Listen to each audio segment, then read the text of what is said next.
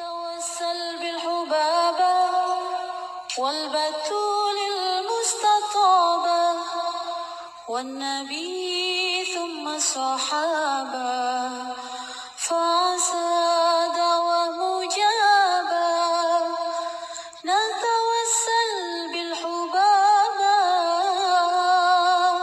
والبتول المستطابة والنبي ثم الصحابة فعسى دعوة مجابة.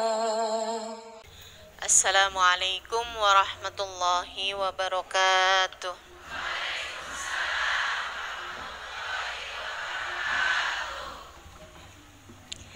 Alhamdulillah. Wassalatu wassalamu ala Rasulillah Muhammad ibn Abdillah wa ala alihi wa sahbihi wa man walah.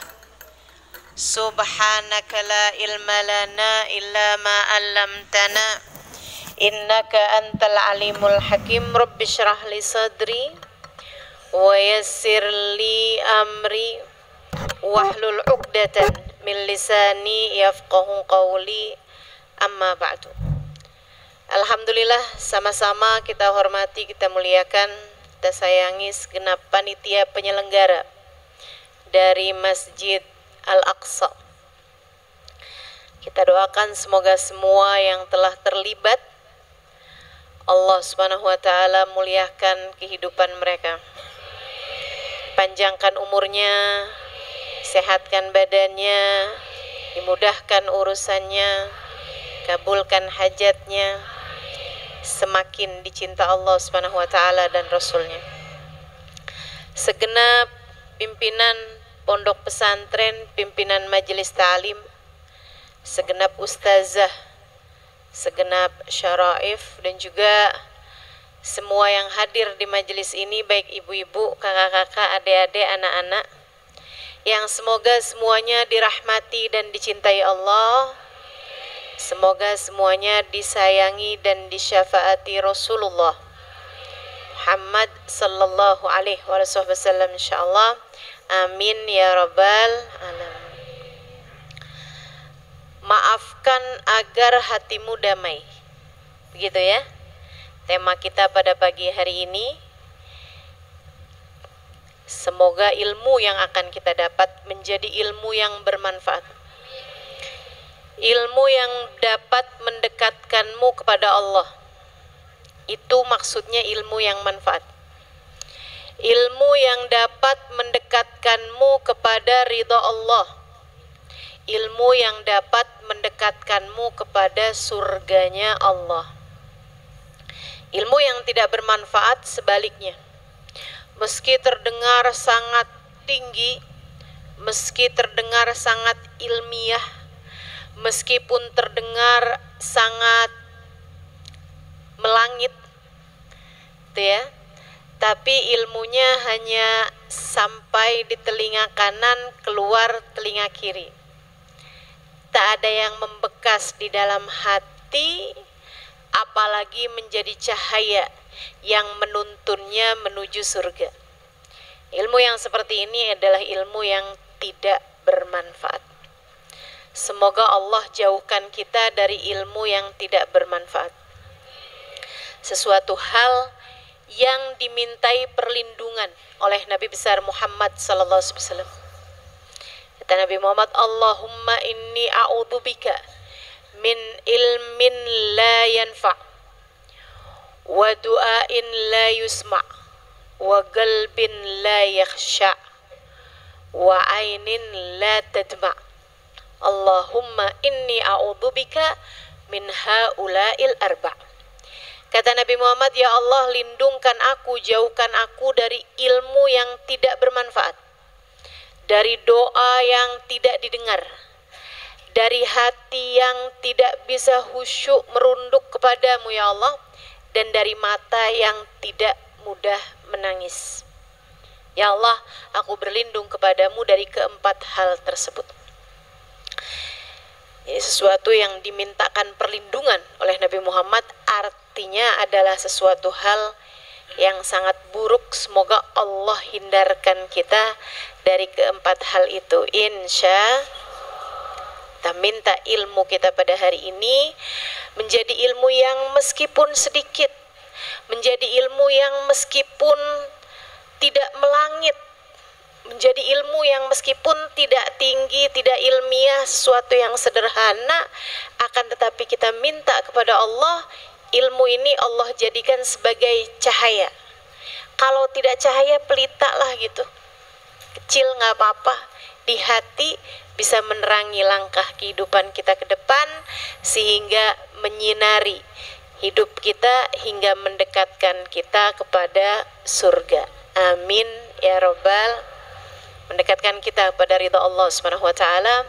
Al-Fatihah biniyatin nafa' wal intifa' wal mudzakarah wat tadhkir ibtigha' mardatih wa qurbih wa thawabih wa husnil khatimah ma'al lutfi wal afiyah wa salahil akibah wa ila hadratin nabi. Al-Fatihah.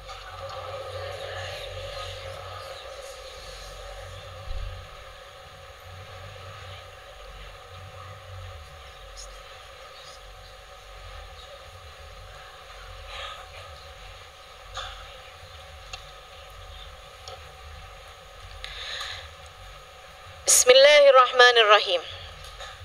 Saudaraku sekalian yang saya muliakan, Allah Subhanahu wa taala memerintahkan kita untuk senantiasa memaafkan kesalahan orang lain yang telah berbuat salah, berbuat zalim kepada kita. Baik mereka meminta maafnya kepadamu ataupun saat mereka tidak meminta maaf. Karena kadang-kadang nih yang banyak terjadi, ketika sebuah konflik terjadi, orang dua-duanya tidak saling merasa bersalah.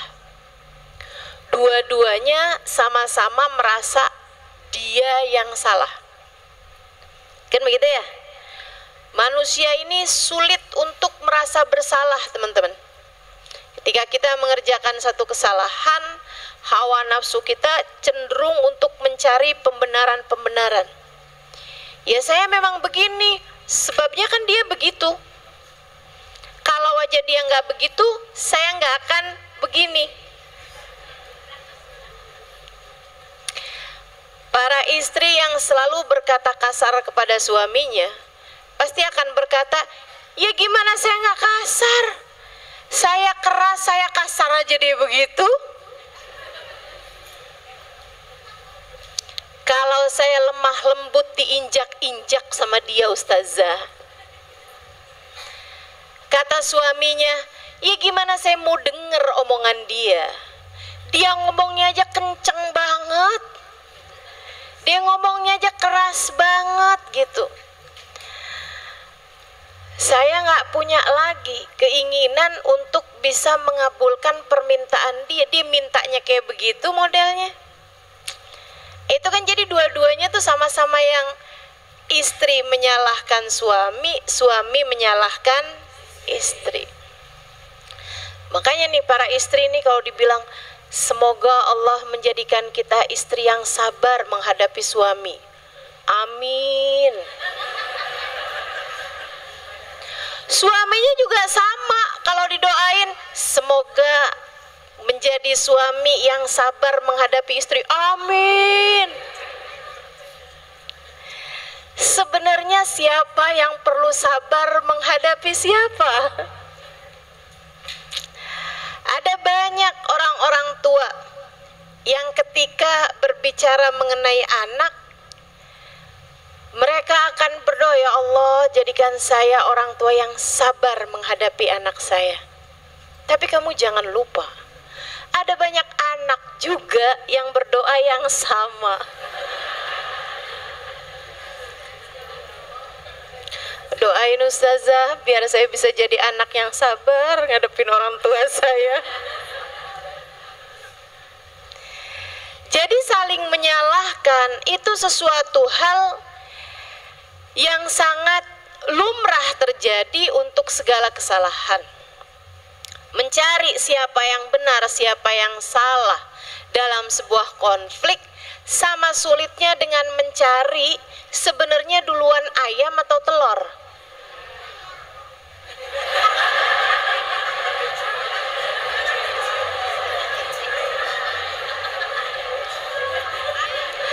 Tapi kan ayam dari telur, Dek.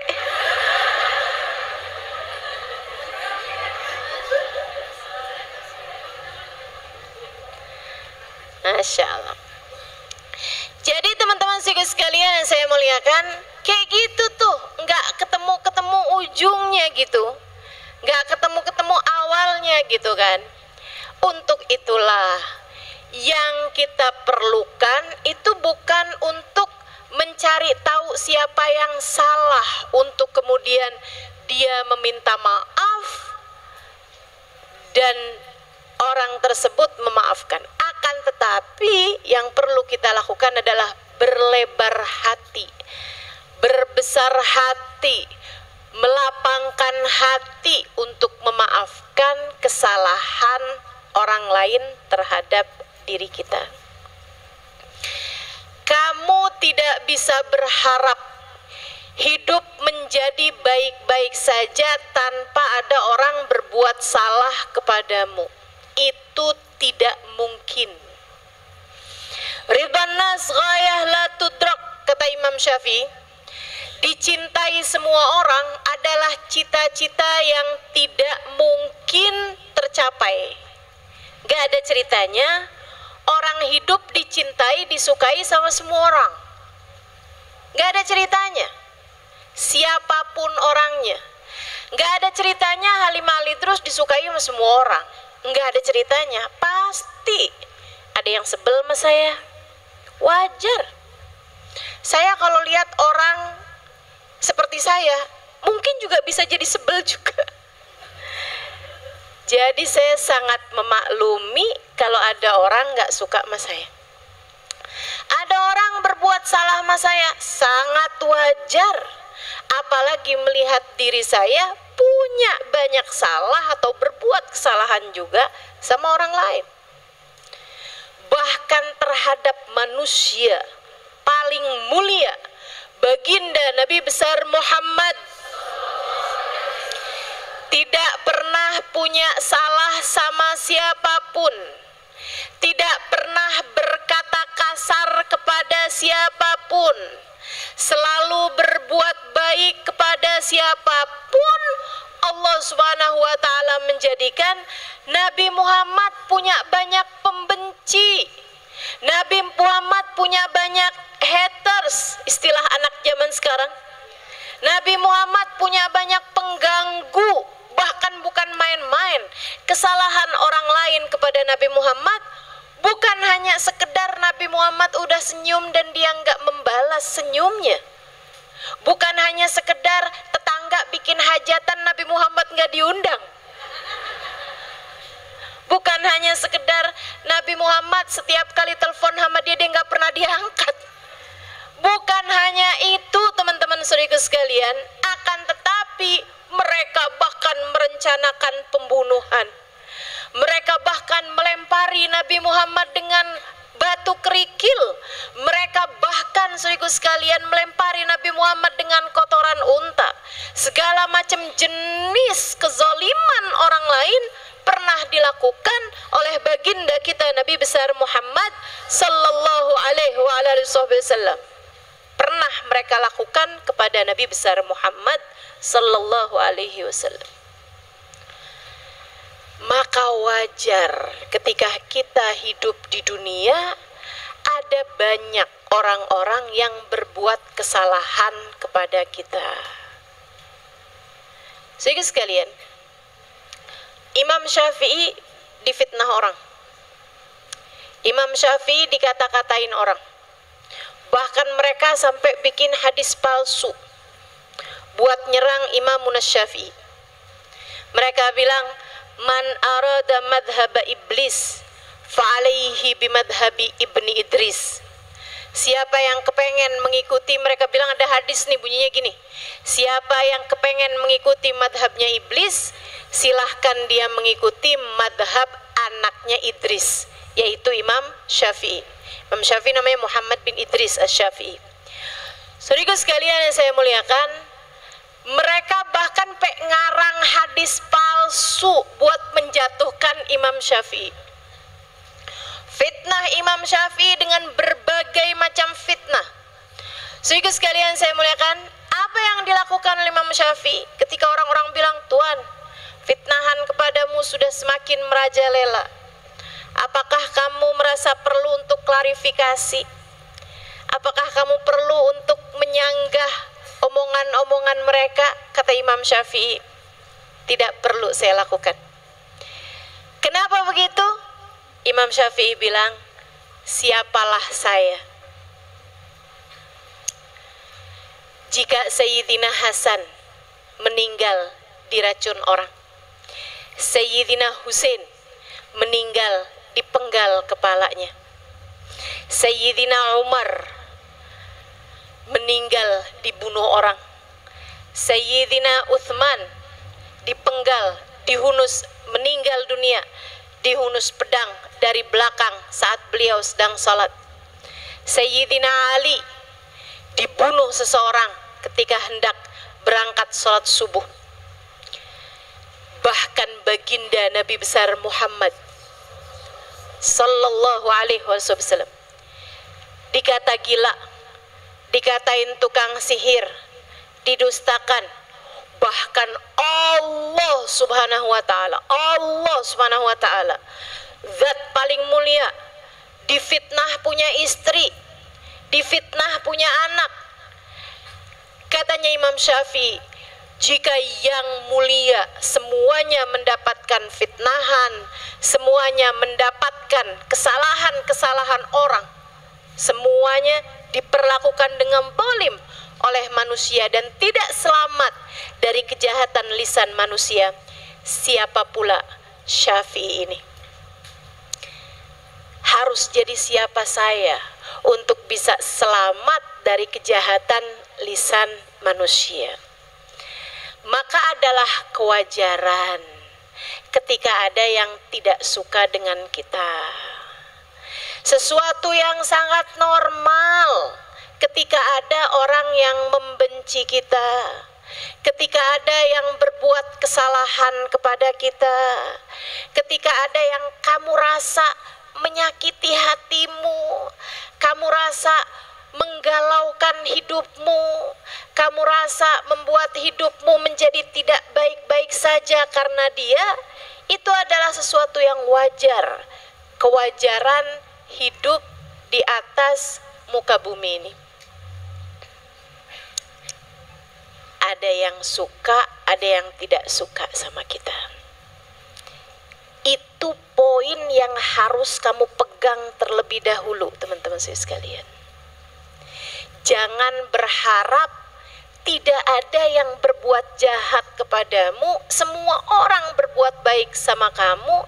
Jangan pernah berharap hidup tanpa ada pembenci. Wajar-wajar aja, sangat wajar. Sekali lagi, sangat wajar. Ketika beberapa kawan mengadu kepada guru kami tentang sulitnya dakwah, tentang jalan dakwah yang tidak mudah, difitnah, tidak diberi jalan yang mudah, misalnya gitu, pada guru kami, Hubabah Ummu Salim, beliau menjawab seperti ini. Saya meminta kalian pulang ke Indonesia untuk berdakwah. Adalah sesuatu yang wajar ketika kalian berdakwah dengan segala ujian, cobaan, dan tantangannya masing-masing. Saya malah justru akan heran kalau kalian mengatakan bahwa dakwah tidak ada ujiannya. Saya malah akan tidak percaya kalau kalian berdakwah semuanya mudah. Sebab jalan Allah itu menuju surga. Dan surga, kata Nabi Muhammad, dikelilingi dengan hal-hal yang tidak menyenangkan. Wajar kalau kalian dakwah ada yang benci. Gak apa-apa aja, biasa aja. Jadi kalau kamu pernah dengar-dengar fitnahan tentang saya misalnya gitu, ya gak apa-apa, biasa aja. Gak apa-apa. Saya anggap sebagai media promosi. Saya aja pernah iseng buka di search-nya Google. Gak ada tuh mesin pencarian Google. Itu ya. Saya buka Ustazah Halimah Al-Idrus. Ada macam-macam tuh. Paling atas Ustazah Halimah Al-Idrus foto. Kayaknya orang penasaran semua fotonya kayak apa sih ini orang gitu ya. Kayak suaranya kedengaran kemana-mana, tapi orangnya cuman kelihatan foto bangkunya doang. Sehingga sekalian, habis itu di bawahnya lagi nih, Ustazah Halimah Al-Idrus kajian, Ustazah Halimah Al-Idrus buku. Ada nih, Ustazah Halimah Al-Idrus suami. Penasaran suami saya kayak apaan? Oke, wajar. Saya baca lagi bawahnya, ada lagi nih. Ada sesudah Ustazah Halimah Al-Idrus jadwal gitu ya. Di bawahnya gini, Ustazah Halimah Al-Idrus meninggal. Ya, alhamdulillah. Sesudah saya bangkit dari kematian,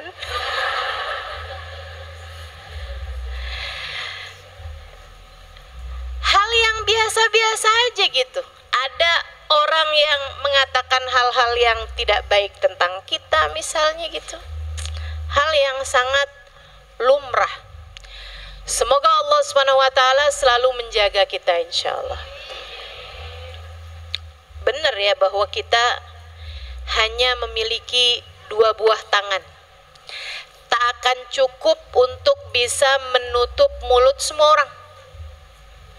Satu-satunya hal yang bisa kita lakukan dengan kedua tangan kita adalah menutup telinga dari apa yang mereka sampaikan, menajamkan mata untuk bisa melihat langkah kita ke depan, sehingga kita mantap terus berjalan menuju surga Allah Subhanahu wa ta'ala. Hal yang bisa kita lakukan adalah melapangkan hati untuk bisa memaafkan kesalahan semua orang, seperti yang dilakukan oleh baginda kita Nabi besar Muhammad sallallahu alaihi wasallam, dan orang-orang mulia telah mencontohkannya kepada kita sekalian.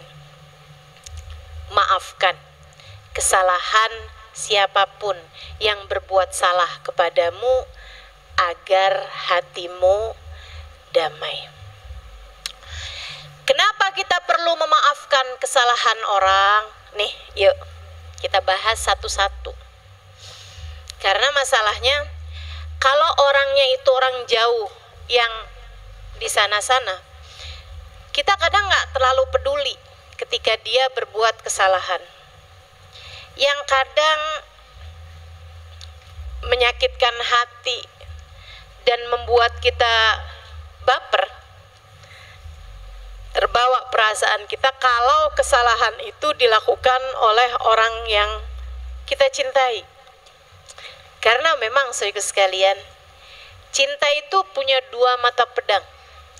Ketika kita mencintai seseorang, kita akan mudah merasa berbahagia karena dia, atau kita pun juga mudah untuk merasa sakit hati dengan apa kesalahan yang dia lakukan. Bukan gitu? Kesalahan dilakukan oleh orang lain, kita bisa yang kayak bodoh amat lah. Tapi kalau yang nyakitin itu adalah saudara kita, suami kita, anak kita, misalnya gitu. Misal nih ya, mertua, ipar, gitu kan, abang, adik gitu. Itu akan jauh lebih mudah untuk merobohkan pertahanan hati kita. Nah, ini yang kita perlu ilmunya nih untuk bisa memaafkan kesalahan orang, baik orang yang kita dekat dengannya ataupun orang yang kita jauh darinya. Kenapa kita perlu memaafkan kesalahan orang lain kepada kita? Yang pertama, agar mulus jalanmu menuju surga. Agar mulus jalanmu menuju surga. Kenapa gitu? Karena Allah menceritakan orang-orang surga adalah orang yang memaafkan kesalahan orang lain. A'udzu billahi minasyaitonir rajim. Wasari'u ila maghfiratin min rabbikum wa jannatin arduhas samawati wal ard uiddat lil muttaqin. Di surat Ali Imran ayat 133. Alladzina yunfikuna fis sarra'i wad dharra wal kadhiminal ghaidha wal 'afina 'anil nas wallahu yuhibbul muhsinin. Kata Allah Subhanahu wa taala, wasari'u ila maghfiratin min rabbikum, bersegeralah kalian menuju ampunan Allah, bergegaslah kalian menuju ampunan Allah Subhanahu wa taala, wa jannatin, dan menuju kepada surga. Lari, lari, lari, buruan, buruan, buruan. Kemana ya Allah? Ke surga. Lari, lari, buruan, buruan, buruan. Kejar. Apa ya Allah? Ampunan dariku. Kita diminta sama Allah untuk bergegas. Jangan lambat-lambat jalannya. Apa nih yang seringkali melambatkan jalan kita? Kebanyakan noleh-noleh. Kebanyakan lihat-lihat ke belakang, suka kepo urusan orang, suka peduli sama apa yang orang lain lakukan terhadapmu atau apa yang orang sampaikan tentangmu. Kamu terlalu peduli itu, makanya jalannya nggak bisa cepet. Didengerin mulu orang ngomong, apa. Akhirnya berhenti deh jalannya. Si orang kenapa itu? Tahu semua kabar dunia. Artis bercerai. Anaknya ikut siapa? Dapat harta gono gininya berapa? Semuanya dia hafal. Teman-teman saudara sekalian yang saya muliakan, khawatir melambatkan jalanmu. Kamu terlalu peduli terhadap apa yang terjadi di luaran sana. Khawatir menghambat ataupun melambatkan jalanmu. Apalagi kalau dikit-dikit klarifikasi. Ada orang ngomong kayak gitu, enggak kayak gitu kok saya. Akhirnya nggak jalan-jalan.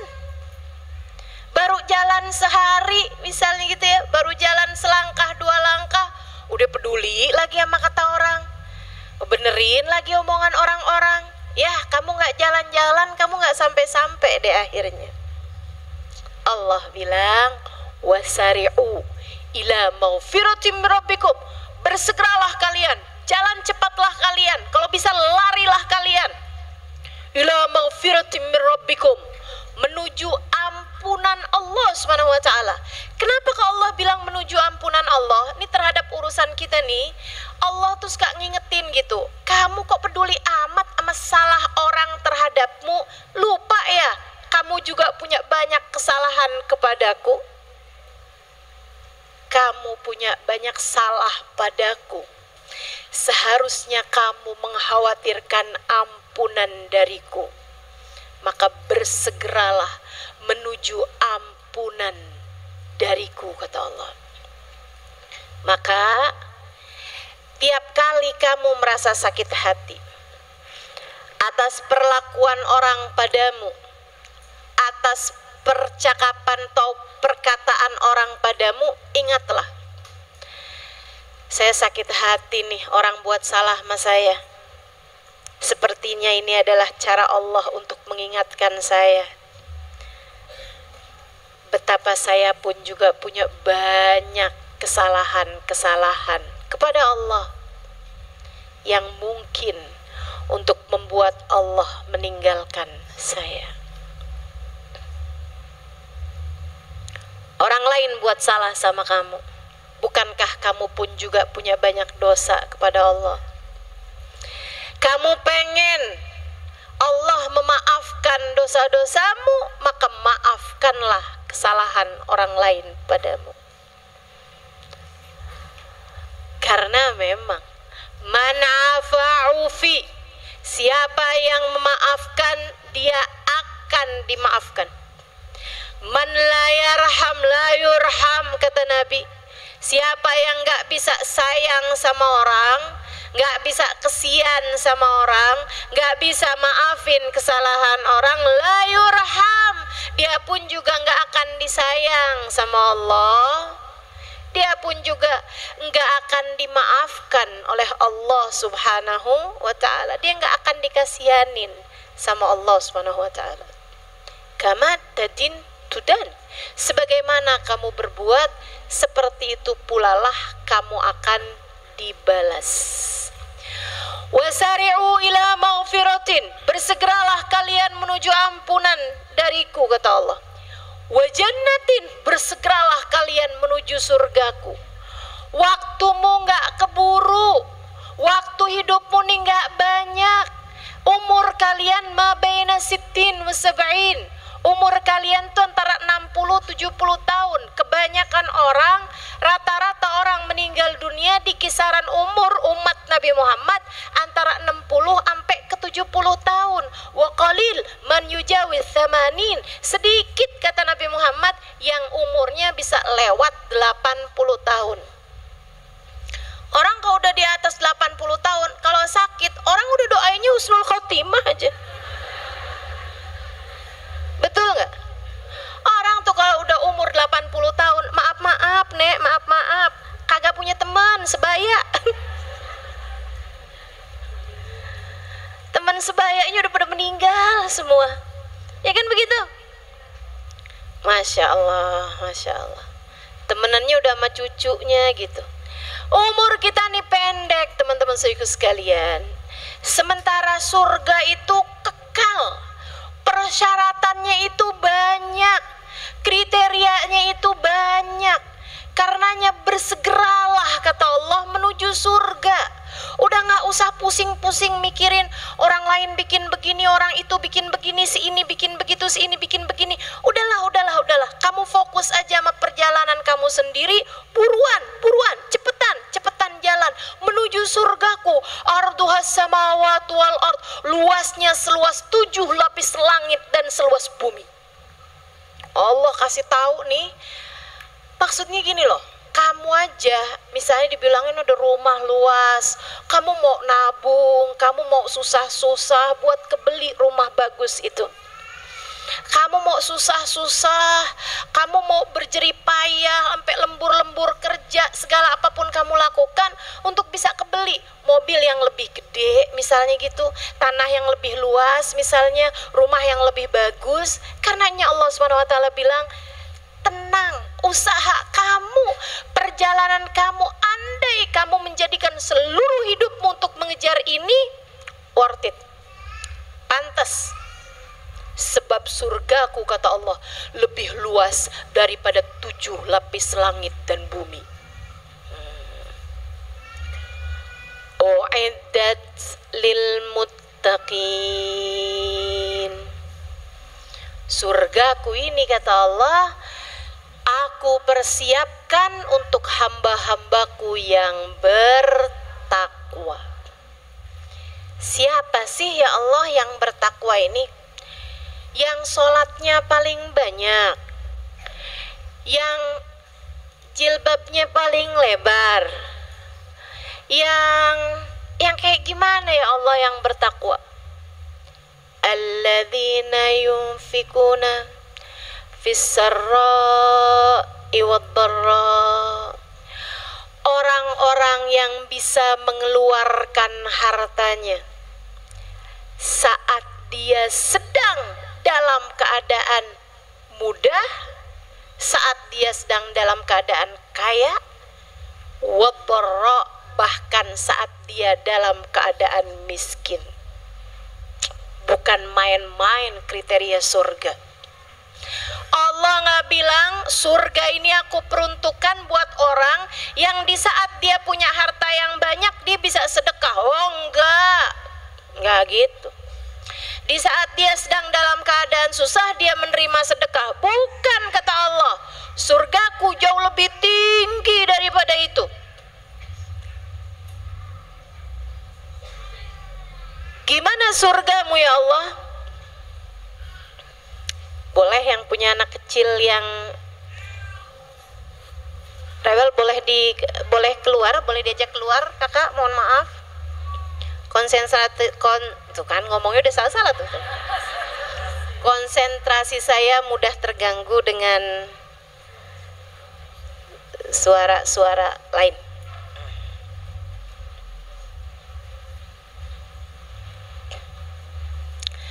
Alladzina yunfikuna fis sarra'i wadh-dharra. Surga Allah Subhanahu wa taala peruntukkan untuk hamba-hamba yang yunfikun, mudah menafkahkan hartanya di jalan Allah, fis sarra, saat dia sedang mudah, wadh-dharra, ataupun saat dia sedang susah.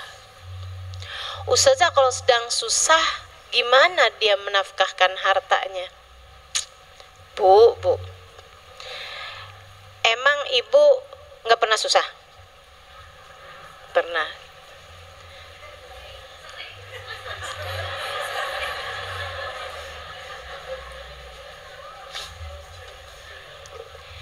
Di saat kamu sedang susah, ini saya tanya, susah secara materi ya, susah kamu itu susah yang benar-benar nggak punya duit sama sekali atau punya duit tapi sedikit?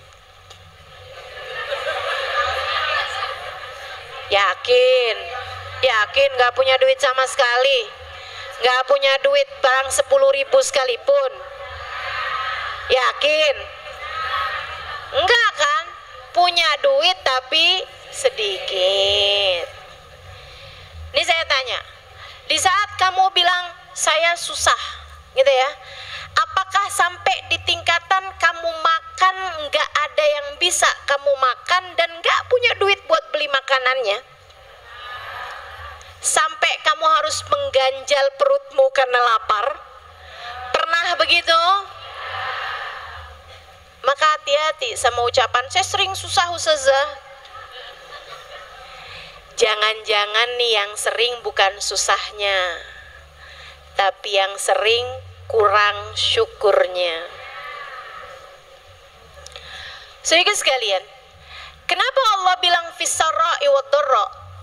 Dalam keadaan mudah ataupun susah dia bisa mengeluarkan hartanya, karena orang mukmin ini teman-teman saya sekalian, Allah tuh bilang, Allah tuh seolah menyampaikan gitu bahwasanya sesusah-susah apapun kamu, sebenarnya kamu masih punya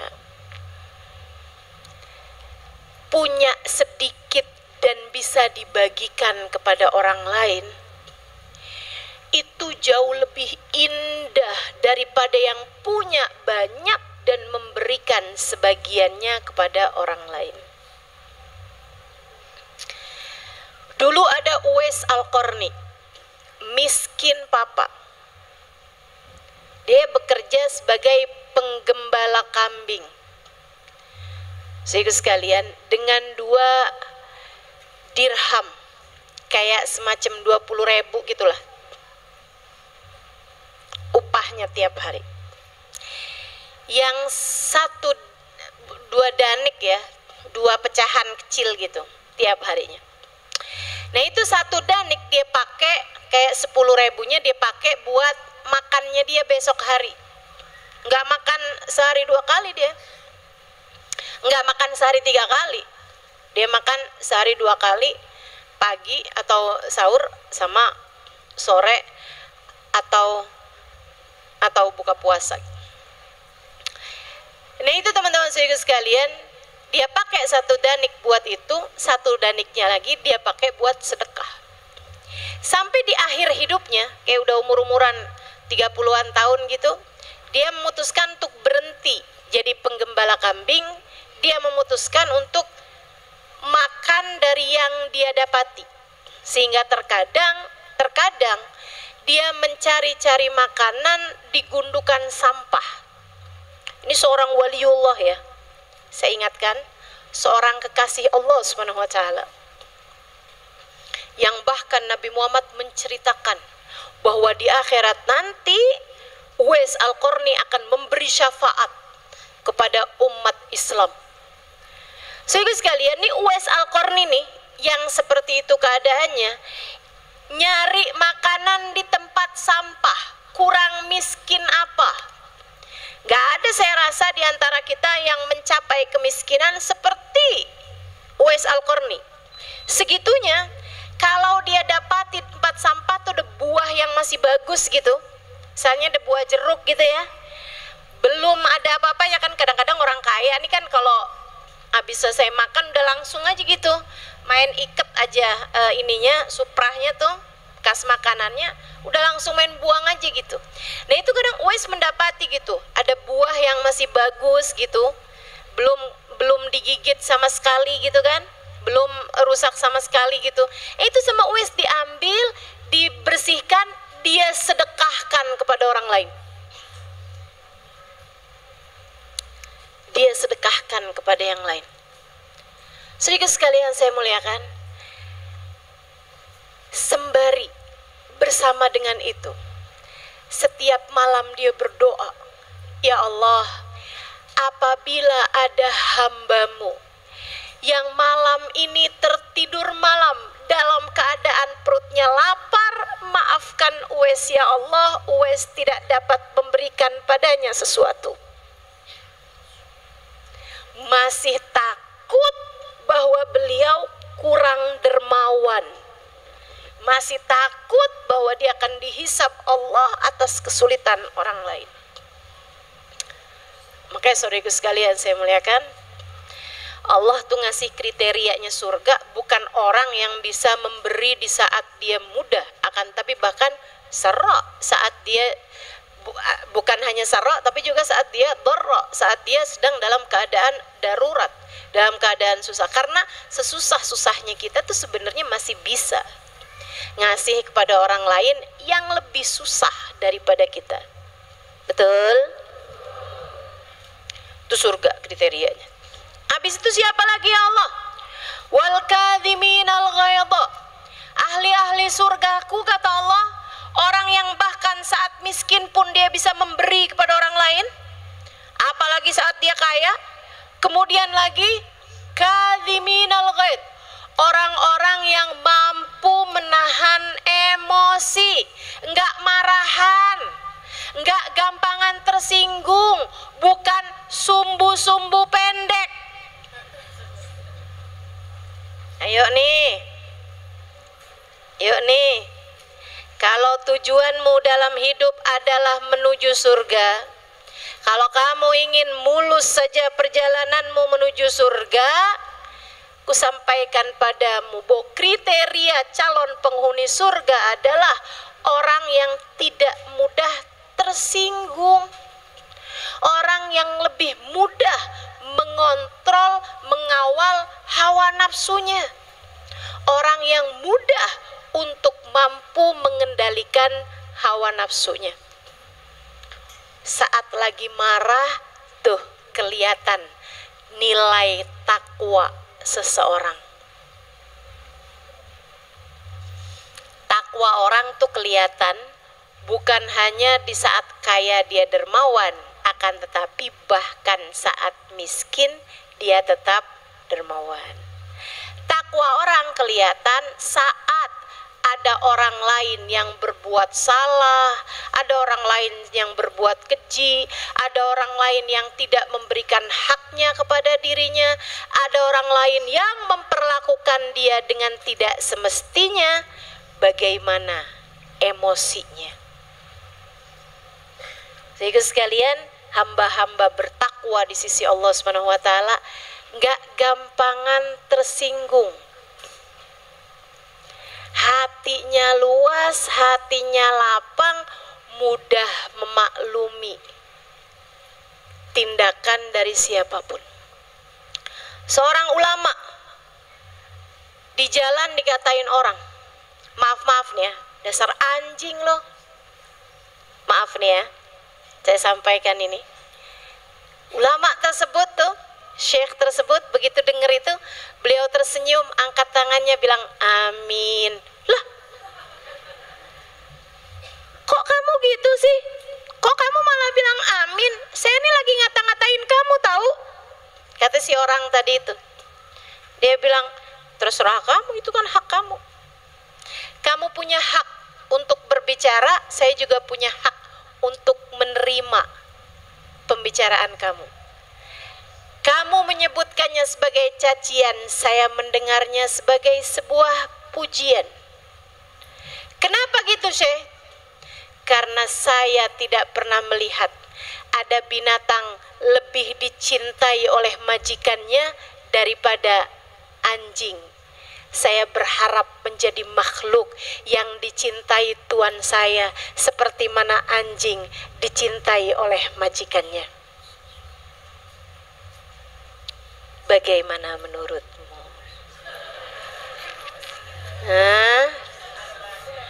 Wal kadhiminal ghaid. Nah, hamba-hamba tercinta di sisi Allah Subhanahu wa taala, para ahli-ahli takwa, calon-calon penghuni surga, mereka mampu mengawal emosinya, mereka mampu mengendalikan emosinya, menjadikan semua yang mereka dengar sebagai sesuatu hal yang indah daripada berpikir sesuatu hal yang buruk bagi dirinya. Keren, keren. Sayyidina Al-Imam Ali Zainal Abidin Ibn Husain bin Fatimah bintun Nabi sallallahu alaihi wasallam, cit-citnya Nabi besar Muhammad alaihi wasallam. Satu waktu ada seseorang, adik sekalian, pedagang dari luar Madinah, nyampe di Madinah, dia tidur di dalam masjid. Sambil uangnya tuh, dia punya kantong uang, ditaruh di samping dia tuh. Dia pikir habis saya sholat nih, saya sholat duhur gitu ya, dia masuk tuh udah sepi, masjid tuh sepi, gak ada siapapun, cuma ada satu orang, yaitu Sayyidina Ali Zainal Abidin, lagi sholat di masjid tersebut. Cicitnya Nabi besar Muhammad sallallahu alaihi wasallam, anaknya Sayyidina Husain yang adalah merupakan cucunya Nabi besar Muhammad sallallahu alaihi wasallam, lagi sholat di situ. Dia nih, si pedagang ini nih, habis selesai sholat duhur, dia tuh sebenarnya pengen jalan ke rumah temennya, sahabatnya, gitu ya, di kampung situ. Cuman dia berasa ngantuk banget, jadi dia pun tidur dengan uang hasil dagangannya tuh ditaruh begitu aja di samping dia. Waktunya nggak lama kemudian, temennya tuh ada yang masuk ke masjid tersebut, si temennya dia nih. Terus dia lihat, lah ini kan teman saya nih, tidur aja di masjid, dan dilihatin ada duitnya di samping dia kan. Astagfirullah, nih orang sembarangan banget sih. Diambillah uangnya, disimpenin maksudnya dia gitu kan, dibawa pulang ke rumahnya. Si orang ini bangun beberapa menit kemudian, panik, duitnya nggak ada di sampingnya. Terus dia lihat masjid tetap sepi seperti tadi, yang ada adalah hanya orang yang sedang sholat di pojokan tadi itu. Sayyidina Ali Zainal Abidin, fix dia nih ngambil duit saya. Jadi ditungguin sampai lepas sholat. Habis selesai pas sholat, samperin sama dia, balikin dong duit saya. Duit apa ya pak? So pura-pura. Dari saya tidur tadi sampai saya bangun nih, nggak ada orang di masjid ini selain kamu. Jadi pasti yang ngambil duit saya adalah kamu. Balikin duit saya. Maaf pak, jangan buka-buka aib orang. Udahlah, ayolah balikin aja, nggak usah sok-sokan. Ada berapa ya Pak duitnya ya Pak? Yang dipikirkan Ali Zainal Abidin nutup aib orang. Ini mungkin dia tidur, duitnya diambil sama orang. Yaudahlah, daripada dia ribut-ribut gitu, dia ribet-ribet, yaudah aja dah. Duitnya isinya berapa ya Pak? Pakai segala nanya, 10 juta. Oh, oke. Baik Pak, sebentar ya Pak. Yuk, kita jalan. Dibawa sama Sayyidina Ali Zainal Abidin pergi ke rumahnya. Beliau pun ambil, kebetulan ada uangnya. Beliau pun balikin. Nih Pak, 10 juta buat Bapak. Pakai cara buat saya, duit-duit saya. Dia pikir kalau nggak ngambil ngapain dibalikin? Ya kan begitu. Kalau nggak nyuri ngapain dibalikin gitu. Udah dituduh nyuri, kalau memang enggak ngapain dibalikin kan gitu. Akhirnya dia pun pergi ke rumah temennya itu yang memang rencana dia kan. Begitu nyampe di rumah temennya dibalikin tuh duit. Nih sembarangan aja kamu tidur di masjid, bawa duit segitu banyak. Hah? Jadi duitnya kamu yang ambil? Iyalah, saya tadi pergi ke masjid. Untung aja tuh saya pergi ke masjid. Dia bilang saya pergi ke masjid, saya lihat kamu tidur enak banget, ngorok sampean tidurnya di masjid. Saya liatin duit kamu di samping kamu tuh gitu aja kamu taruh, bukannya disimpan gitu. Dia bilang astagfirullah, astagfirullah. Terus siapa tuh ya orangnya? Saya tuduh dia maling duit saya. Soalnya dari sejak awal saya tidur sampai saya bangun tuh cuman dia doang yang ada di masjid.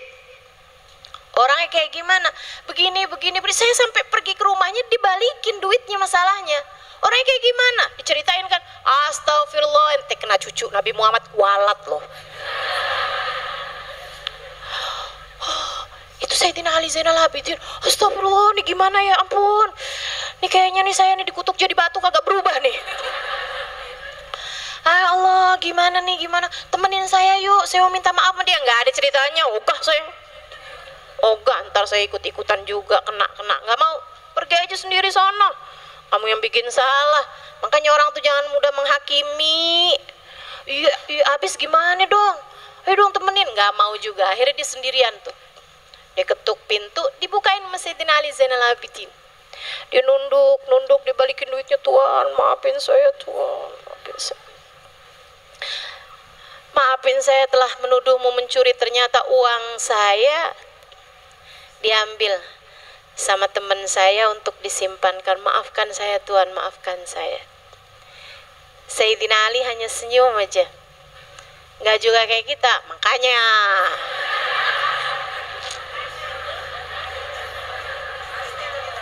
Atau gini nih, tuh kan, enak aja tuh. Beliau senyum aja. Kemudian beliau bilang, nahnu qaumun idza nu'ti lam nastaridah. Kami adalah orang-orang yang kalau sudah memberi tidak akan pernah lagi kami ambil kembali. Ambillah itu hadiah untukmu dari kami. Masya Allah. Kemampuan mengendalikan emosi. Kemampuan mengendalikan emosi. Kenapa tuh Ustazah? Orang-orang itu bisa mengendalikan emosi gitu. Kasih Allah tuh kenapa kok keren-keren banget kemampuan dalam mengendalikan emosinya. Atau mungkin kamu akan bilang, itu orang dulu, orang sekarang mau buru-buru. Nih ya. Kamu tuh jangan karena kamunya nggak mampu mengendalikan emosi, kamu pikir orang seluruh dunia kayak kamu semua. Nggak gitu, Kak, Dek, Bu. Ada banyak di atas muka bumi ini orang-orang baik laki-laki maupun perempuan yang mampu mengendalikan emosi mereka. Keren, nggak bisa terkalahkan. Mereka tuh, saya kalau lihat mereka, karena saya alhamdulillah Allah izinkan mata saya untuk memandang wajah-wajah mereka. Itu teman-teman saya sekalian, saya setiap lihat mereka tuh, inilah yang Nabi Muhammad sebutkan dengan permisalannya orang mukmin kayak kayu gaharu, dicium wangi, dibakar semakin wangi. Dicium udah wangi, tambah dibakar tambah wangi. Semakin orang panas-panasin, semakin orang komporin, semakin orang jahatin, tambah keciuman wangi akhlak mereka, tambah tercium wangi kepribadian mereka. Innahum thayyibun, mereka adalah orang-orang yang wangi. Saudaraku sekalian yang saya muliakan, guru saya Sayyidil Habib Umar bin Hafid, kamu pasti sering lihat fotonya. Saya nggak lagi nanya. Kamu pasti sering lihat fotonya. Kalau kamu nggak pernah lihat fotonya, silahkan googling. Gak usah sekarang. Tulis Habib Umar bin Hafiz. Nanti akan keluar tuh foto-foto beliau. Guru saya belajar bersama dengan beliau. Semoga diakui sebagai muridnya. 4,5 tahun lamanya belajar dan mengajar di pondok pesantren yang beliau bangun. Sehingga sekalian, satu waktu di Tarim, di kotanya Habib Umar, ada seorang laki-laki yang mengakui tanah, yang semua orang udah tahu tanah itu tuh punyanya keluarganya Habib Umar dan jatuh warisannya kepada Sayyidil Habib Umar bin Hafid. Ya, surat tanahnya apa semuanya ada sama Habib Umar bin Hafid. Ada seorang bapak-bapak, dia ngakuin gitu, orang bapak-bapak udah tua gitu ya, dia ngakuin bahwa tanah itu tuh sebenarnya punyanya dia dari bapaknya, warisan dari bapaknya. Dulunya memang punyanya kakeknya Habib Umar gitu, tapi udah dihadiahkan kepada bapaknya itu gitu. Jadi dia yang dapat warisan seharusnya gitu. Dia berkoar-koar di kampung tuh bahwa tanah itu adalah miliknya dia. Satu hari, dan kabar itu sampai kepada Habib Umar dan kepada keluarga Habib Umar, yang menceritakan cerita ini adalah putra beliau Sayyid Salim. Sehingga sekalian, satu waktu si orang tadi ini datang mengetuk pintu ke rumah Sayyidil Habib Umar bin Hafid, dibukakan sama Salim ini yang cerita nih. Dia bilang, satu hari ada yang ngetuk pintu rumah kami, saya buka, ternyata si bapak itu yang ngakuin bahwa rumah itu atau tanah itu adalah punyanya dia gitu, warisan dari bapaknya.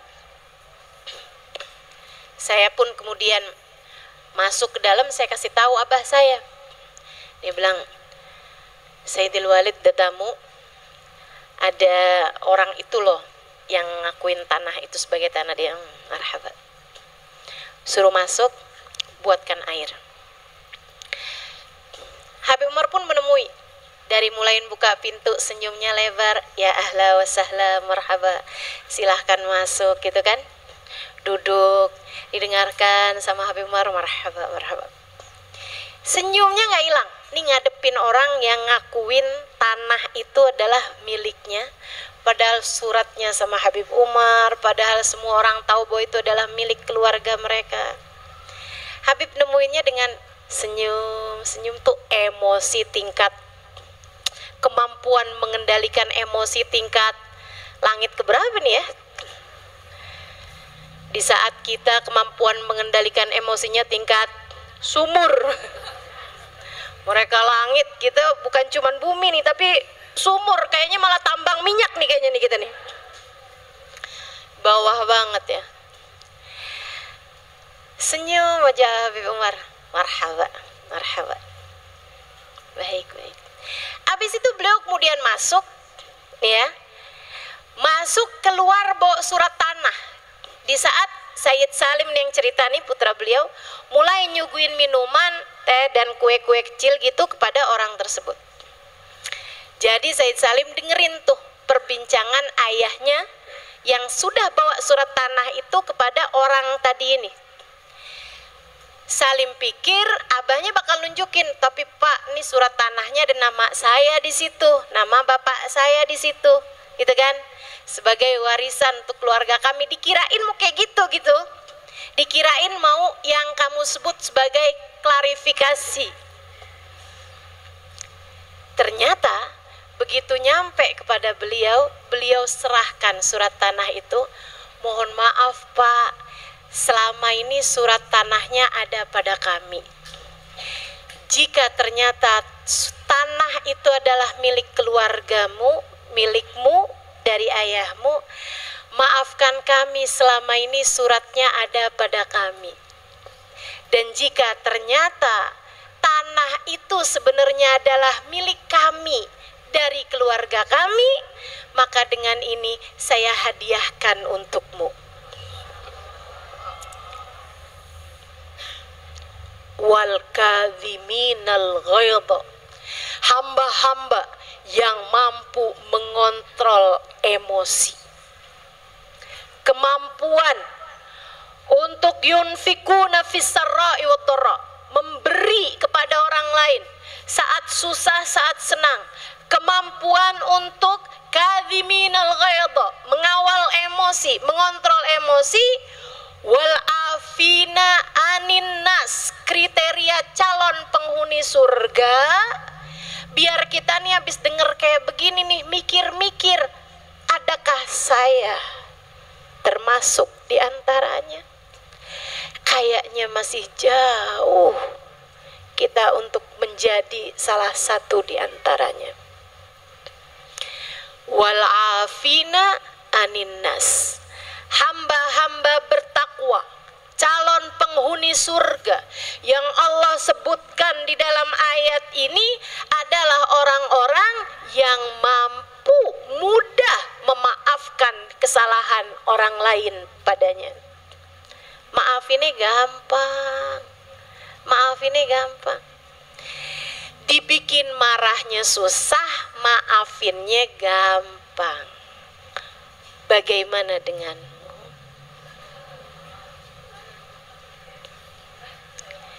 Biar kalau dengan surga jangan sok-sokan ngerasa saya salah satu calon penghuninya. Biar kalau dengar-dengar tentang neraka, hatimu tuh seharusnya takut, galau, sambil bertanya, ya Allah, kok kayaknya saya pantes nih ya, jangan-jangan saya calon penghuninya, ya Allah, lindungi saya ya Allah, kasihanilah saya ya Allah.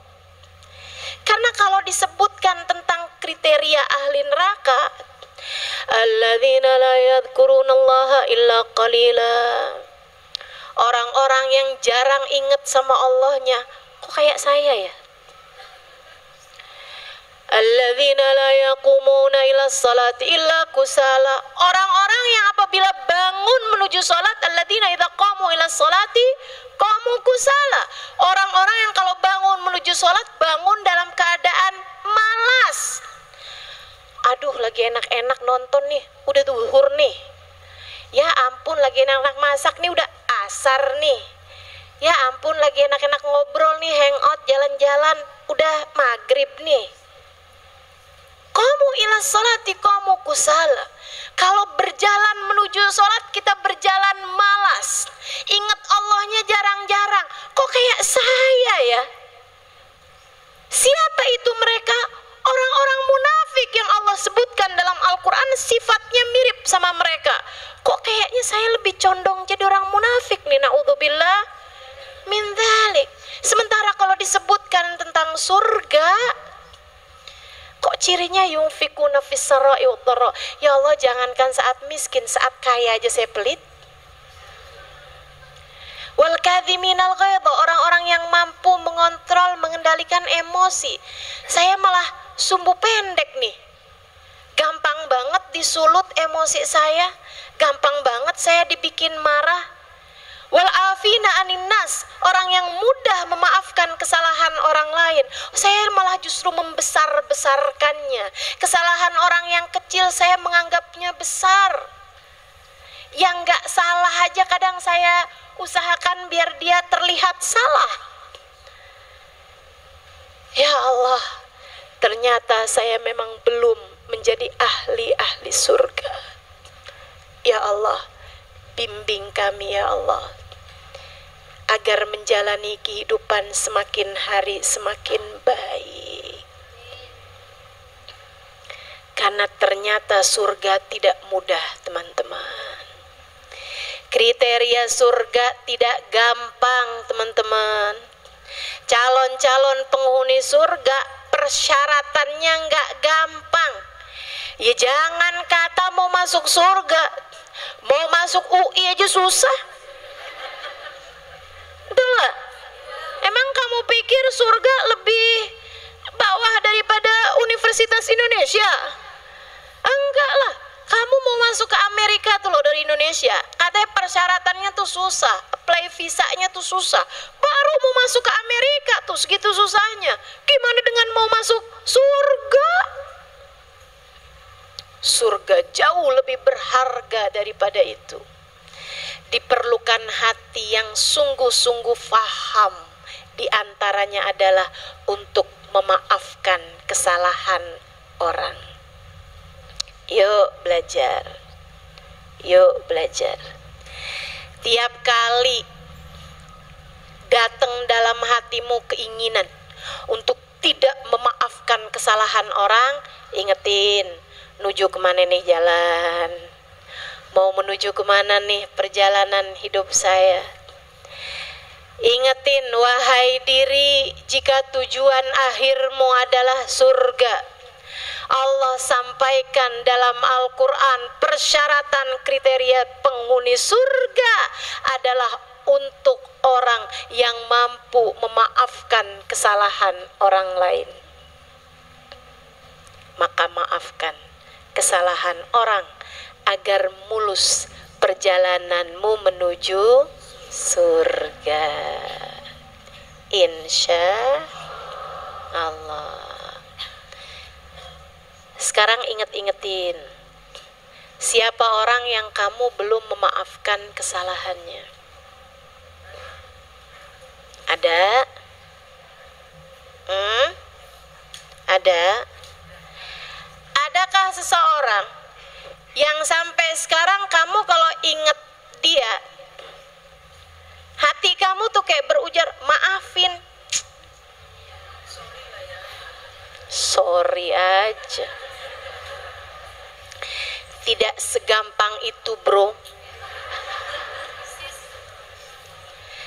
Nggak gitu gampang. Enak aja dibikin kesalahan segitu gampangnya, terus gampang-gampangnya saya maafin, sorry. Dia pikir saya siapa? Oh tuh, itu bahasa nafsumu tuh.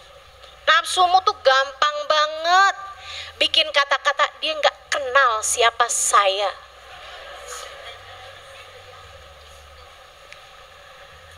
Saudaraku sekalian yang saya muliakan, tuh bahasanya hawa nafsu tuh. Dia nggak tahu apa siapa saya. Balikin, emang siapa kamu? Nggak tahu saya. Siapa kita, teman-teman? Kita adalah hambanya Allah yang kita akan hancur tanpa rahmatnya Allah, yang kita akan celaka tanpa kasih sayang Allah, yang kita akan hina tanpa dimuliakan Allah. Kita hina kecuali jika kita dimuliakan oleh Allah SWT.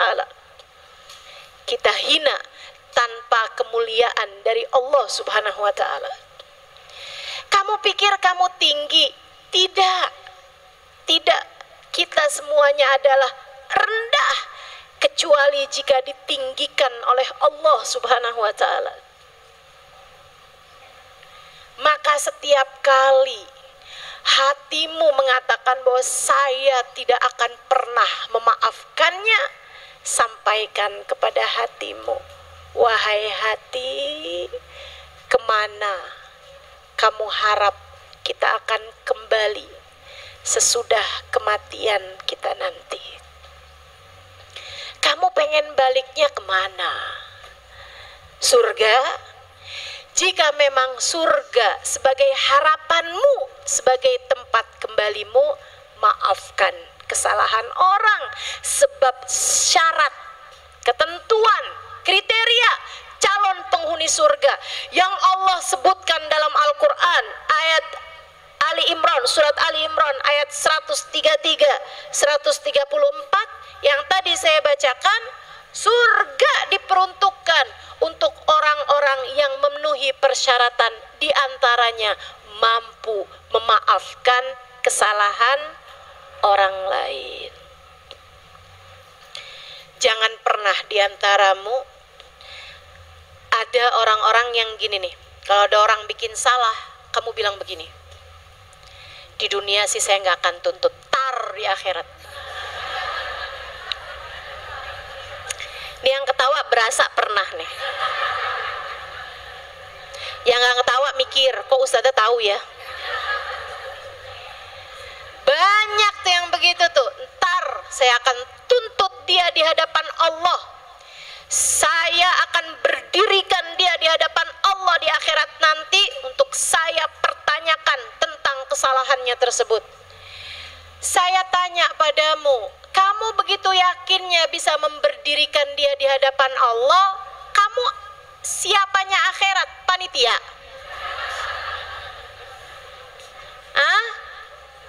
Sudah ada nih suratnya, kamu udah dikasih name tag sebagai panitia akhirat. Kamu dan dirinya sama-sama makhluk yang akan diberdirikan di hadapan Allah untuk setiap kesalahan yang kalian pernah lakukan di atas muka bumi ini. Wa man ya'mal mithqala dzarratin khairan yarah wa man ya'mal mithqala dzarratin syarran yarah. Siapa yang melakukan sebiji dzarrah, setitik debu kebaikan, dia akan mendapatkan balasannya. Dan siapa yang melakukan sebiji dzarrah daripada keburukan, dia pun akan mendapatkan balasannya. Semua dari kita hanya akan menjadi mahkumin, orang-orang yang diadili, dan pengadilnya, hakimnya hanya satu, Allah Subhanahu wa ta'ala, yang telah menamakan dirinya Ahkamul Hakimin. Alaihissallah bi ahkamil. Bukankah Allah adalah hakim yang seadil-adilnya? Ustazah, saya sih nggak pernah doa kayak gitu ustazah, tapi saya doanya kayak gini nih, ya Allah, bukankah kebaikan dan keburukan ada balasannya dari sejak di dunia dan di akhirat? Ya Allah, balaslah keburukannya kepadaku dengan keburukan yang jauh lebih buruk lagi. Saya doanya kayak gitu ustazah. Boleh nggak kalau kayak gitu ustazah doanya? Ada yang nyaut boleh katanya. Masya Allah. Teman-teman sekalian, kalau kamu percaya bahwasanya setiap kebaikan dan keburukan sudah akan dibalas Allah dunia sebelum di akhirat, tidakkah seharusnya kamu berpikir bahwa keburukan yang sekarang kamu terima adalah merupakan balasan Allah atas keburukanmu di masa yang lalu? Halo? Kenapa kita kalau sama orang lain bikin buruk sama kita bilang tar dibales loh? Nah, bisa jadi yang sekarang kamu terima dari keburukan ini juga balasan atas orang lain pernah kamu dolimi, kemudian dia bilang tar dibales loh. Jadi kamu pun mendapatkan balasannya.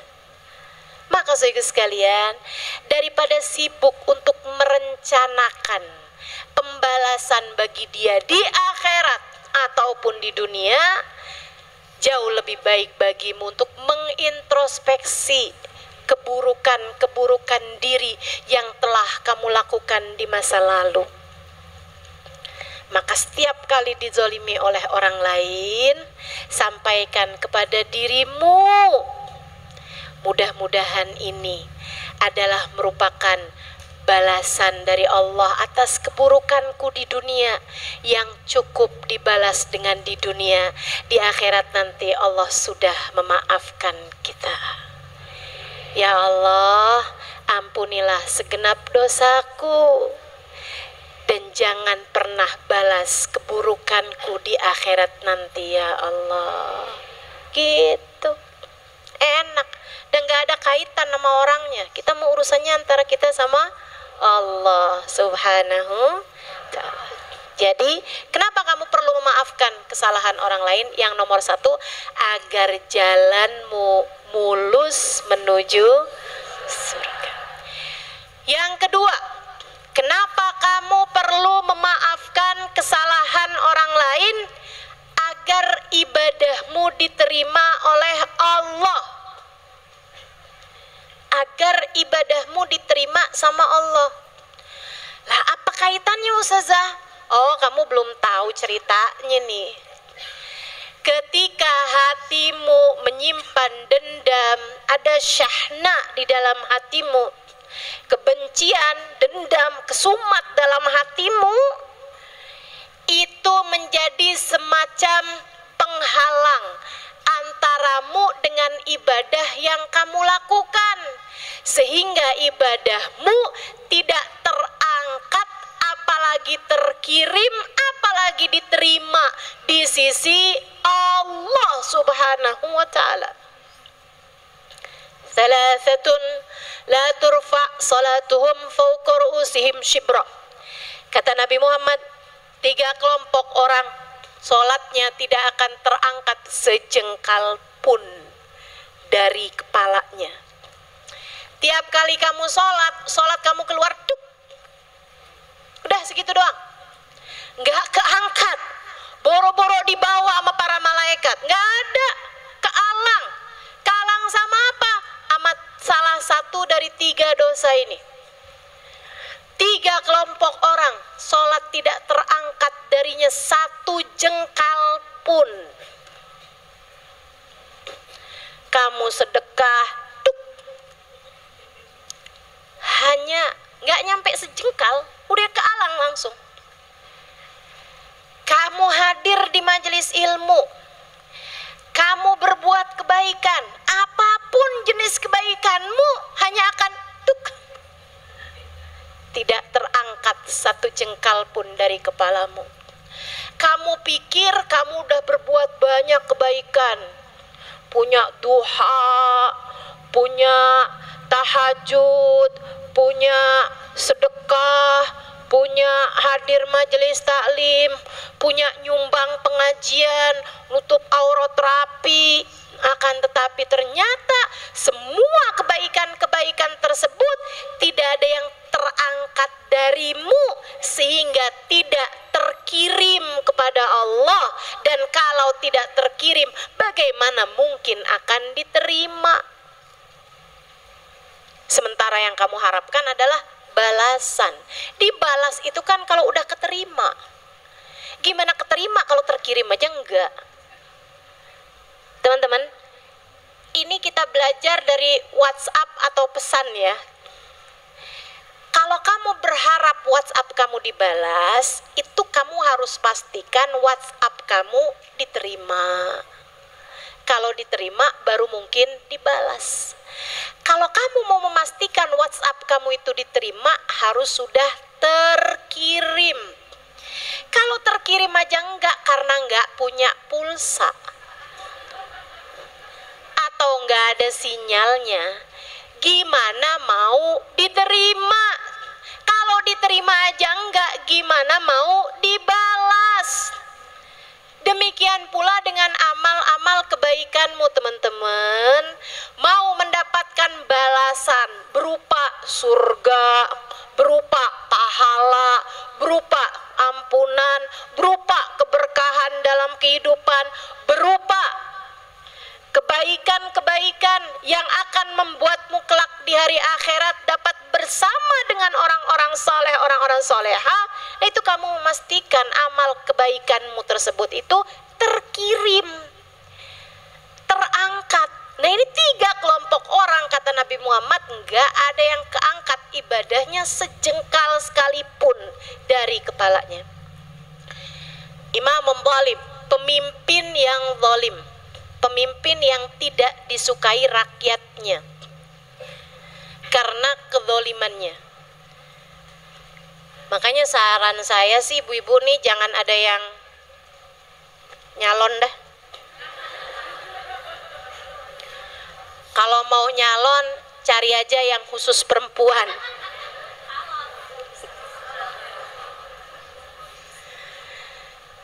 Nggak usah yang nyalon-nyalon anggota dewan gitu-gitu, nggak usah.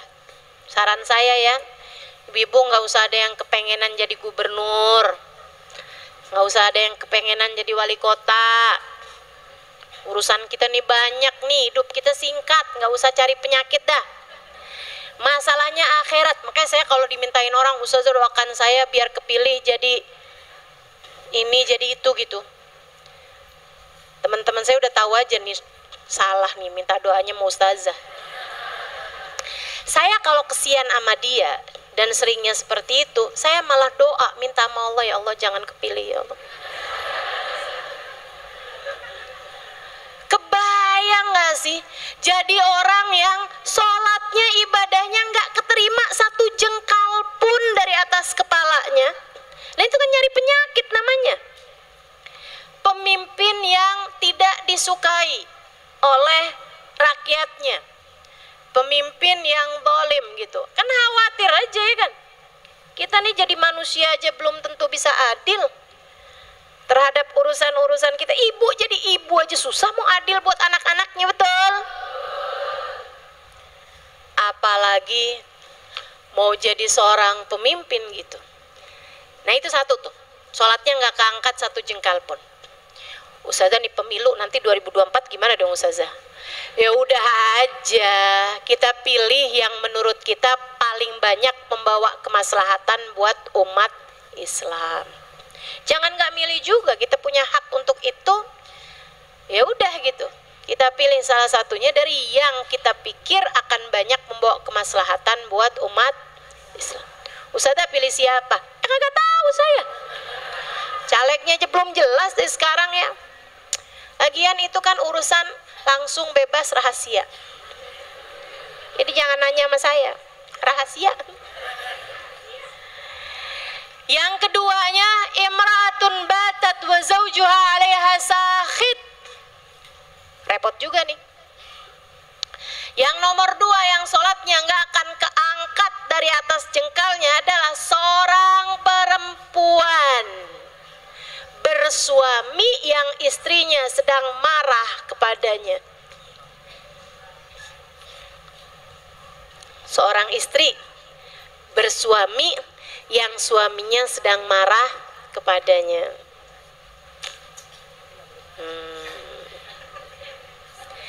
Jangan bikin sesuatu hal yang membuat suamimu marah padamu. Hati-hati. Ini hal yang seharusnya jadi apa ya? Jadi rem buat kita sekalian para istri. Para istri dengarkan saya. Yang nggak jadi istri nggak usah dengerin, nggak apa-apa. Para istri dengerin saya. Ini seharusnya jadi remmu. Jangan sampai remnya blong ini ya. Jadi rem. Jangan sampai kamu bepergian, jangan sampai kamu keluar rumah dalam keadaan suami belum memaafkanmu. Masalahnya repot. Kamu ngerjain kebaikan apapun, Allah nggak akan terima. Selebihnya, laknat para malaikat tertuju kepadamu sepanjang suamimu belum ridho padamu. Repot. Apalagi kayak saya, kalau suami saya sedang marah awal-awal nikah, nah ini kan kepala ini kan masih sama-sama keras, sekarang udah lumayan lembek.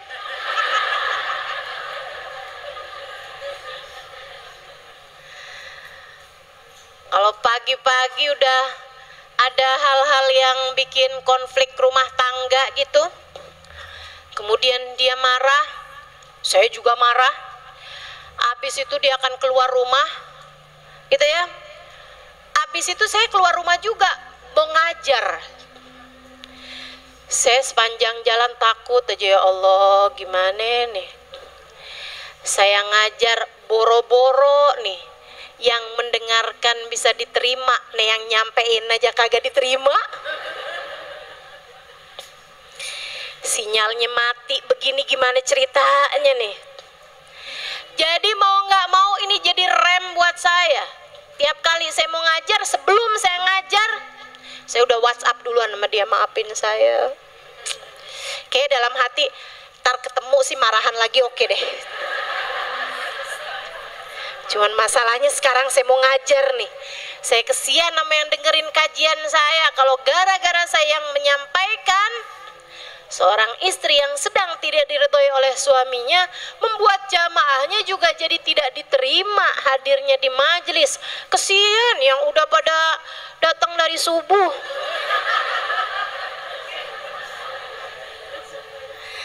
Pagi-pagi aja saya buka ituan Instagram saya udah ada tuh dari 2 jam yang lalu, padahal saya bukanya jam 6.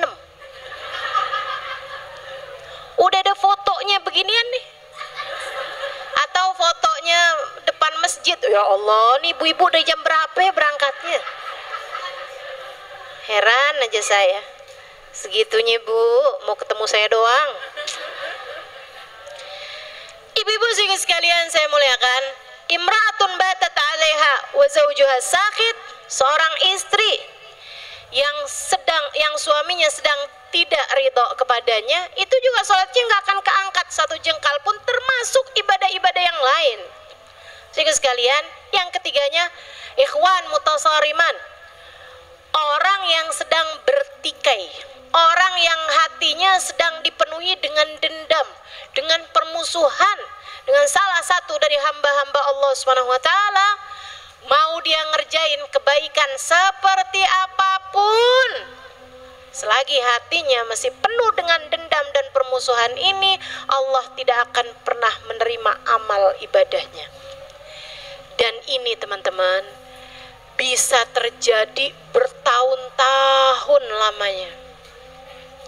Transportasi antara bumi dengan langitmu terhalang karena 3 hal tersebut.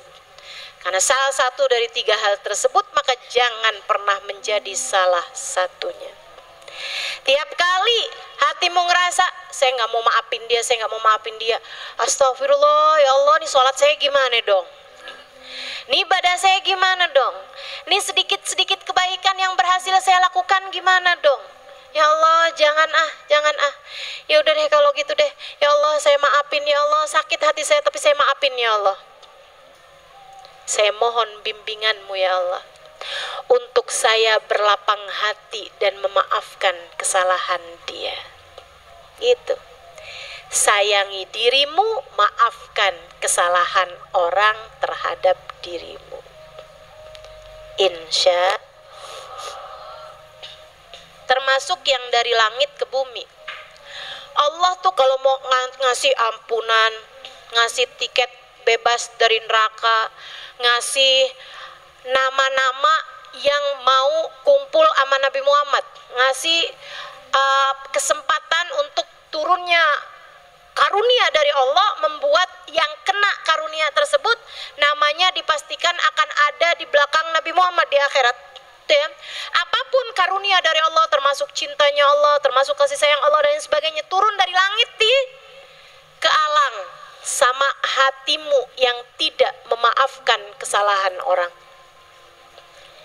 Jadi jangan mau yang darimu ke atas terhalang karena kamu punya dendam, permusuhan sama orang lain. Yang dari Allah ke atas muka bumi ini juga kehalang teman-teman, karena kamu nggak mau memaafkan kesalahan orang.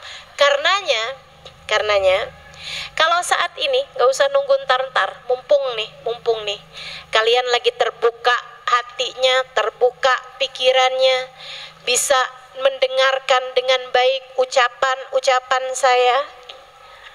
Saat ini juga, andai kamu memutuskan, ya Allah, saya sudah memaafkan kesalahan dia itu ya Allah. Kamu bayangkan orangnya, kamu ucapkan di dalam hatimu, ya Allah, saya sudah memaafkan kesalahan dia.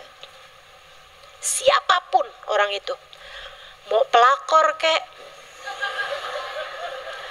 mau penipu kek, siapapun aja. Kamu bayangin orangnya, kemudian kamu bilang, saat ini juga kamu bilang, ya Allah, saya sudah memaafkan dia.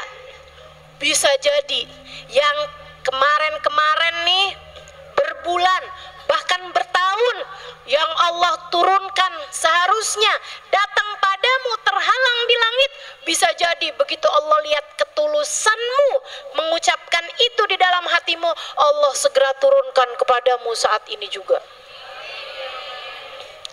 Dan bisa jadi berminggu, berbulan, bahkan bertahun, pahala-pahala puasamu, sholatmu, sedekahmu, itu ya, Quranmu dan lain sebagainya, yang tidak terangkat darimu satu jengkal pun, bisa jadi begitu kamu bilang, ya Allah, saya sudah memaafkan kesalahan dia, ya Allah, saksikanlah saya sudah memaafkannya, ya Allah.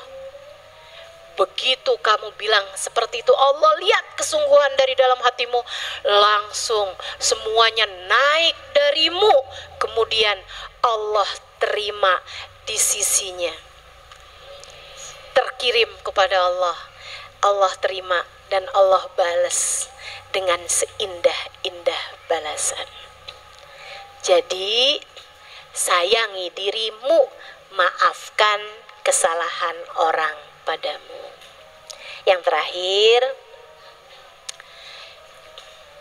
saudara sekalian saya muliakan, kenapa kamu perlu memaafkan kesalahan orang padamu? Karena urusannya bukan antara kamu sama orang itu kok. Urusannya sejatinya antara kamu sama Allah.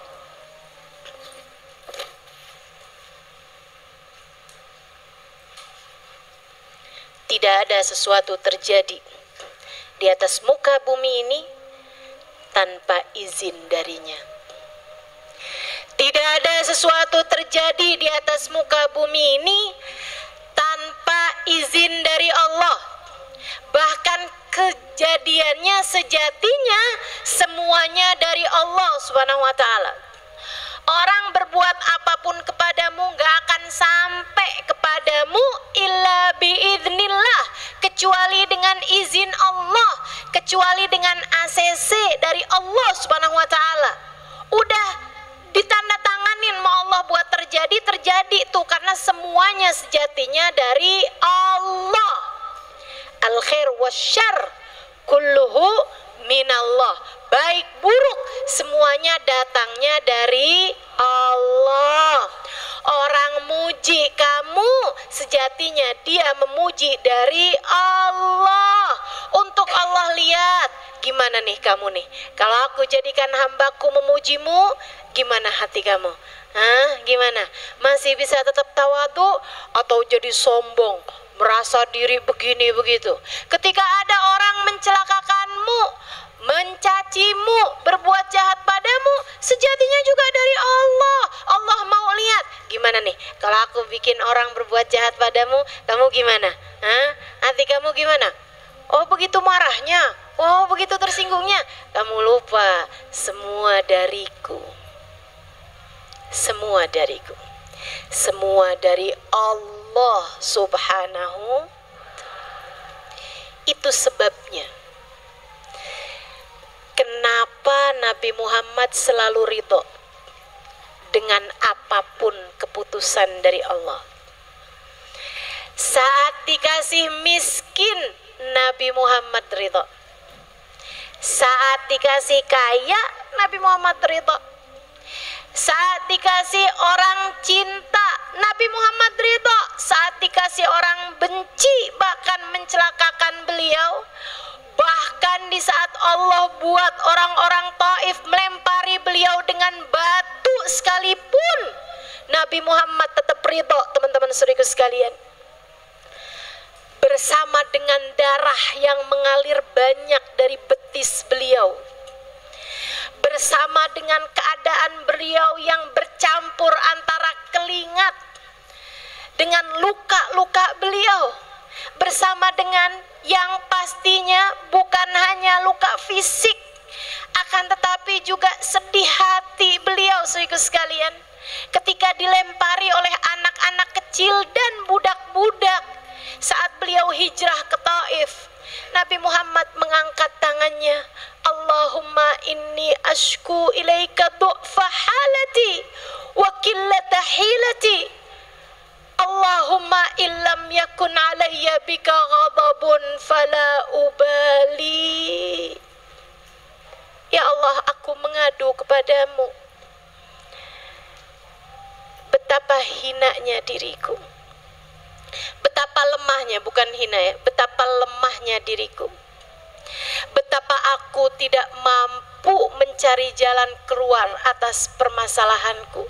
Nabi nggak ngaduin orang Taif, ya Allah nggak lihat tuh orang segitu jahatnya sama saya, enggak. Nabi mengadukan tentang dirinya sendiri. Kenapa? Sebab Nabi faham urusannya bukan antara Nabi Muhammad dengan orang Taif, urusannya adalah antara Nabi Muhammad dengan Allah subhanahu wa ta'ala. Allah yang memberi ujian itu kepada Nabi Muhammad, Allah yang menetapkan takdir hari itu untuk Nabi Muhammad, Allah yang menetapkan ada anak kecil-kecil dan budak-budak melempari Nabi Muhammad pada hari itu. Pada hakikatnya tidak ada sesuatu terjadi kecuali dengan izin Allah. Nabi Muhammad sangat faham itu. Karenanya Nabi tidak mengadukan orang-orang Taif. Yang Nabi adukan adalah dirinya sendiri. Sebab urusannya antara dia dengan Allah. Ya Allah, aku mengadu kepadamu. Betapa lemahnya diriku, maafkan aku ya Allah. Segini lemahnya ya Allah, dilemparin doang. Jadi kayak gini nih ya Allah, lemah bener saya Allah, maafin saya ya Allah. Dikasih ujian kayak gini nggak lewat nih saya nih ya Allah, maafin saya ya Allah. Gitu. Gitu. Jadi kalau kamu mau ngadu, aduin dirimu. Kamu kesel nih sama seorang perempuan yang mengganggu suamimu, yang menggoda suamimu, aduin, nggak usah dia, dirimu. Ya Allah, maafkan saya atas ketidakmampuan saya mengawal perasaan cemburu. Maafkan saya ya Allah atas ketidakmampuan saya menjaga hati ketika hal yang seperti ini terjadi. Karena urusannya bukan antara kamu sama suamimu, apalagi antara kamu sama si P depannya R belakangnya.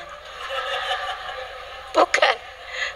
Urusannya antaramu sama Allah Subhanahu wa taala. Itu. Ya Allah, maafkan saya ya Allah atas ketidakmampuan hati saya untuk menjadi hati yang terjaga. Minta sama Allah. Adukan tentang dirimu, tentang kelemahanmu, tentang ketidakmampuanmu. Kan masalahnya kan urusan hidup nih antara kamu sama hatimu sendiri. Yang saya ceritakan tadi, Sayyidina Ali Zainal Abidin, Imamun Syafi'i atau Habib Umar bin Hafid, itu adalah tentang kemampuan hati mereka menghadapi ujian yang datang, kan begitu? Teman-teman saudaraku sekalian, kita tidak bisa mendustai fakta yang terjadi. Kita nggak bisa mengubah fakta yang terjadi. Akan tetapi yang bisa kita lakukan adalah mengawal, mengendalikan rasa hati kita terhadap apa yang terjadi tersebut, gitu. Masalahnya tuh ada pada hatimu sendiri. Jadi urusannya antara kita sama Allah, teman-teman. Nabi Muhammad bilang itu, Allahumma inni ashku ilaika du'fa halati wa qillata hilati. Di akhir doanya Nabi Muhammad bilang, Allahumma illam yakun alayya bika ghadabun fala ubali. Ya Allah, selagi engkau tidak marah padaku, selagi engkau tidak benci padaku, selagi engkau tidak murka padaku, selagi engkau tetap ridho padaku, ya Allah, apapun yang terjadi aku tidak peduli. Apapun yang terjadi aku tidak peduli. Nabi mudah maafin kesalahan orang Taif. Kenapa? Melihatnya Allah semua. Allah. Ini yang punya urusan Allah. Allah semuanya. Ini semuanya bisa terjadi Allah. Nabi juga nggak nyalahin Allah. Ya Allah, bukannya saya diutus darimu ya Allah. Saya akan hijrah ini kan juga dengan perintahmu ya Allah. Kok diperintahin tapi akhirnya ditolak? Gimana ceritanya sih ya Allah? Nggak ada kayak begitu. Nabi faham hidup ini adalah tempatnya ujian. Liyabluwakum ayyukum ahsanu amala. Allah mau lihat siapa di antara kita yang tetap bisa berbuat baik dalam segala keadaan, yang tetap bisa menjaga hati dalam segala keadaan. Teman-teman saudaraku sekalian, gak lama datang dua malaikat. Ya Rasulullah, izin, jika engkau izinkan kami akan hantam gunung dengan gunung, sehingga semua yang ada di tengah-tengah nih warga Taif semuanya hancur karena kegencet tanah gitu. Apa kata Nabi Muhammad alaihissalam? La taf'alu, jangan wahai malaikat, jangan. Inilah arju an yakhruja min aslabihim dzurriyyatan ya'budunallah. Jangan berikan musibah apapun kepada mereka, jangan berikan hukuman apapun kepada mereka. Aku masih berharap, siapa tahu nanti dari mereka akan lahir orang-orang yang beriman, orang-orang soleh yang beriman kepada Allah Subhanahu wa taala dan Rasulnya, terhadap yang jahat kepadanya, yang udah melempari beliau dengan batu, bukan hanya memaafkan, Nabi bahkan mendoakan mereka dapat keturunan yang soleh. Luar biasa bener kan Nabi kita Muhammad alaihissalam. Yuk kita belajar untuk itu. Jadi teman-teman, setiap kali hatimu gak bisa memaafkan, kamu bilangin, hati-hati, ini terjadi dengan izin Allah. Nih Allah mau lihat kita nih, kayak gimana kita ngadepin hari ini, kayak gimana kita ngadepin keadaan semacam ini. Wahai hati, dia hamba Allah, kamu hamba Allah, gitu kan? Saudaraku sekalian, kalau kamu ngata-ngatain makanan, gitu ya, makanannya nggak bisa balas, nggak bisa apa-apa. Tapi yang sakit hati adalah yang bikin, yang punya makanan tersebut, betul? Kamu jangan pernah lupa, semua manusia di atas muka bumi ini adalah hamba-hambanya Allah, makhluknya Allah. Terhadap orang yang berbuat jahat seperti apapun kepadamu, ingatlah, mereka adalah hambanya Allah. Mereka hambanya Allah. Mereka sekali lagi hambanya Allah. Kalau kamu sampai jahat dibalas dengan jahat, telinga dibayar telinga, mata dibayar mata, teman-teman saudariku sekalian, bagaimana kamu berharap hubunganmu akan tetap manis dengan Allah Subhanahu wa taala penciptanya? Kita aja kalau kita punya anak nih, dijahatin sama orang lain, yang sakit hati anakmu aja, atau kamu ikutan sakit hati juga? Maka jangan sampai perlakuanmu kepada hamba-hambanya Allah membuat Allah Subhanahu wa taala murka kepadamu. Tapi kan dia memang jahat ustazah, ya udah biarin dia aja. Kalau dia dijahatin sama Allah, itu kan urusan dia gitu. Tapi kamu jangan. Tetaplah baik kepada semua hamba-hambanya Allah, biar kamu dapat ridho dari pemiliknya, ridho dari Allah Subhanahu wa ta'ala. Jadi maafkan siapapun yang pernah berbuat salah kepadamu, hatimu akan jauh lebih damai. Dengan mengingat ketiga hal tersebut teman-teman, agar perjalananmu mulus menuju surga, agar amal ibadahmu diterima Allah dan karunia yang Allah turunkan sampai kepadamu, kamu harus memaafkan kesalahan siapapun saja kepadamu. Dan yang ketiganya, agar Allah ridho padamu, sebab tidak ada sesuatu terjadi kecuali dengan izin Allah, dan semua manusia di atas muka bumi ini adalah hambanya Allah. Sekali lagi, mudah-mudahan ilmu ini tak hanya masuk telinga kananmu kemudian keluar dari telinga kirimu. Semoga ia menjadi ilmu yang masuk ke dalam dua telingamu, disimak baik-baik dengan pikiranmu, kemudian Allah turunkan sebagai cahaya di dalam hatimu, memandumu untuk melewati kehidupan di atas muka bumi ini dengan cara yang Allah Subhanahu wa ta'ala ridhoi. Rabbana zalamna anfusana wa illam taghfir lana wa tarhamna lanakunanna minal khasirin. Rabbana atina fid dunya hasanah fil akhirati hasanah wa qina adzabannar bifadli subhana rabbika rabbil izzati amma yasifun wa salamun alal mursalin walhamdulillahi rabbil alamin.